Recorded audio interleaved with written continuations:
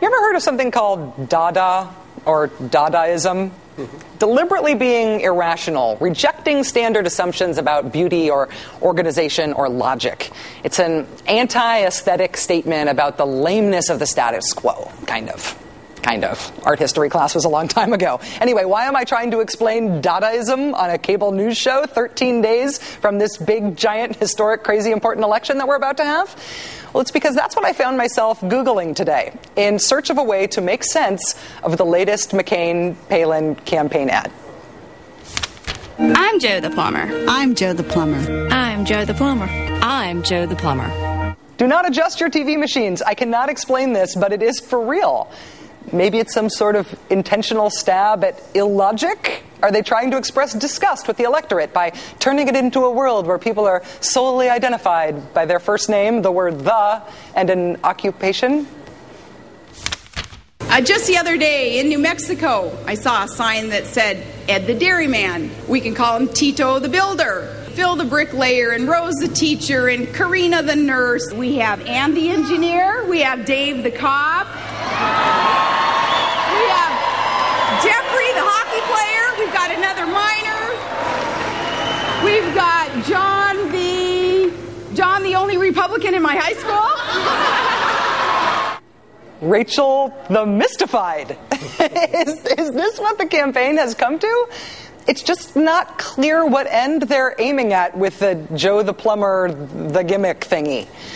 What is easier to understand is the good old reliable political slime tactics that are happening alongside the Joe the Plumber stuff at the podium, like robocalls. Today, another McCain campaign robocall was uploaded to the internets.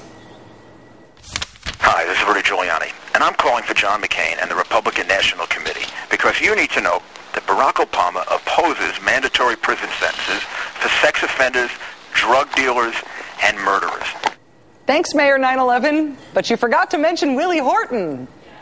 While the McCain campaign seems to be tied up in knots over these robocalls, McCain's sort of for them, Palin sort of against them, the Obama campaign has placed 2 feet firmly in the we're against them camp. Just ask Joe Biden. John, stop your ads. Bring down those robocalls. If it's about the economy, argue about the economy. Not about Barack Obama's character. Not about these scurrilous ads. John, stop these calls. So if you are that clearly against the calls, can you then go ahead and launch your own new robocall? Apparently, yes, we can. If it's an anti-robocall. Hi, this is Jerry Watermelon calling for the Campaign for Change. I live in Green Bay, and like you, I've been getting sleazy phone calls and mail from John McCain and his supporters viciously and falsely attacking Barack Obama. I used to support John McCain because he honorably served our country, but this year he's running a dishonorable campaign. Okay, so we now have anti-robocalls. What's the next step? A robocall revolt?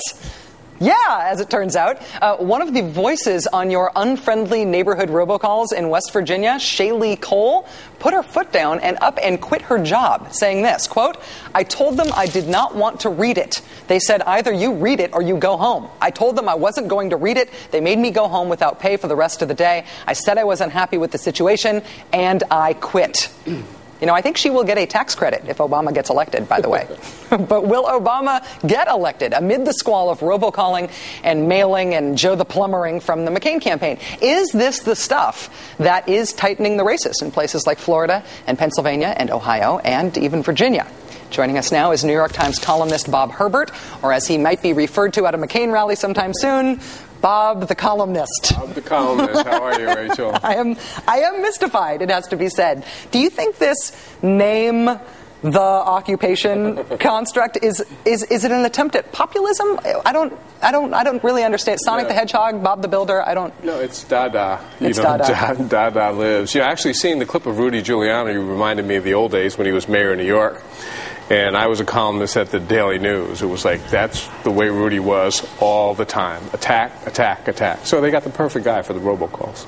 Do the robocalls, do they stick with the robocalls even with the obvious blowback, the obvious sort of tarnishing of the brand, right, for getting nailed for doing these things, particularly because so many of them have such ugly scripts, do they risk that blowback, and do they keep doing them because they are effective?